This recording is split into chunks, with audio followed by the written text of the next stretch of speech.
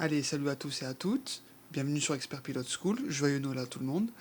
Aujourd'hui on va parler de la charge sur le pneu, comment charger un pneu idéalement pour qu'il délivre toute sa performance, quel effet ça a sur la voiture. On avait vu la partie théorique avec le cercle de traction, là on va vraiment voir la charge sur le pneu avec le transfert de masse de la voiture, qu'est-ce que ça a comme effet sur la performance. Allez, tout de suite, je vous mets des exemples.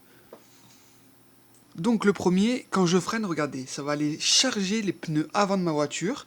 Vu qu'ils vont avoir du poids sur je vais avoir du poids sur les pneus avant, je vais tourner mieux parce que les pneus vont s'écraser et ils vont avoir une surface de contact plus large. Et l'effet qui est bien aussi, c'est que ça va délester légèrement l'arrière dans les virages serrés. Ça va me faire entre guillemets glisser. C'est pas vraiment le terme, mais on y reviendra. Regardez, je vais freiner. L'avant bascule, l'arrière remonte, ça charge mes pneus avant. Je tourne, je relâche le frein comme on l'a vu précédemment. J'ai un effet de lacet arrière. Mon train avant, il est un peu plus chargé. Vu que j'ai du frein, j'ai chargé un peu plus les pneus avant. Les pneus arrière, ils sont un peu plus délestés, donc ils se déforment un peu plus. Et ça aide la voiture à tourner dans les virages serrés. Donc vous voyez que la charge sur le pneu, ça sert non seulement à gagner du temps en termes de vitesse et en termes de placement de la voiture. Donc là, je vais commencer à freiner fort. Mon pneu est entièrement consacré au freinage.